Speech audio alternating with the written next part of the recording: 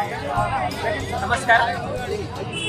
आज आपण इथे अयोध्येत सुप्रसिद्ध अशा लता चौकात उभे आहोत आणि आपल्याबरोबर आहेत महाराष्ट्रातल्या सांगली जिल्ह्यातील श्री समर्थ संप्रदायाचे परमपूज्य ईश्वरबुवा रामदासी।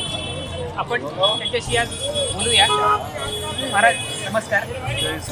या ठिकाणी 22 तारखेला लाईव्ह चॅनल टायमिंगवर त्याच वेळेत गावोगावी कलश यात्राकडून संपूर्ण राममय भक्तिमय झालेले आहेत। त्यावेळेला नरसेना जशी तयार झालेली होते, भगवान प्रभू रामचंद्राच्या रामराज्यामध्ये जसे त्या ठिकाणी सामील झालेले होते, तसे या ठिकाणी प्रत्येक राष्ट्रातून, प्रत्येक देशातून, गावोगावी, जिल्हे राज्यातून मला सुद्धा भगवान प्रभू रामचंद्रांचं संघटनेमार्फत विशेष निमंत्रण मिळालं आहे। त्या VIP पासमुळं डायरेक्ट मला इथं या ठिकाणी आलेलं आहे। खूप आनंद झाला। अनेक वेळेला अयोध्येमध्ये आलेलो आहे, या ठिकाणी कार्यसेवेला स्वतः आलेलो आहे। ढाचा पाडण्यासाठी सुद्धा त्या ठिकाणी सेवा भगवान प्रभू रामचंद्रांनी करून घेतलेली आहे। अंगावरचे धोतर फाडून त्या ठिकाणी खालचं पाणी मधल्या टप्प्यावरनं वरती देण्याचं काम केलंय। पार टिकाव खोरं सुद्धा साहित्य खालचं घेऊन त्या डांबावरनं वरती चढून ढाच्यावरती काम केल्याची सेवा करायची संधी भगवान प्रभू रामचंद्रांनी दिलेली आहे। 40 फूट उंचाची गडी त्या ठिकाणी जमीनस्थ करून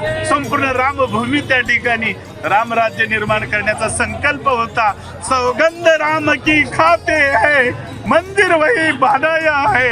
इतका आनंद झालेला आहे आणि हीच भक्ती राममय, रामाचा संदेश एक बाणी एक वचनी। राम काल्पनिक म्हणत होते, राम आमचा जागरूक अस्तित्व या ठिकाणी चिरंतर चिरकाल राहणार आहे, राम राज्य राहणार आहे। ही भगवान प्रभू रामचंद्राची भक्तांची इच्छा आहे।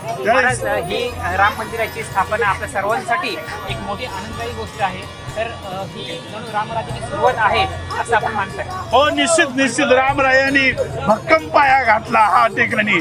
आजपर्यंत होणार नाही असं वाटत होतं, पण साधू संतांनी भक्तांनी बलिदान दिलं आणि या ठिकाणी आज नंदनवन जिवंत स्वर्ग प्रत्यक्ष बघायला लागलेलं। आज सर्वस्व विसरून या ठिकाणी एका भगवंताची लेकरे आहोत अशा उद्देशाने या ठिकाणी सगळे आलेले आहेत।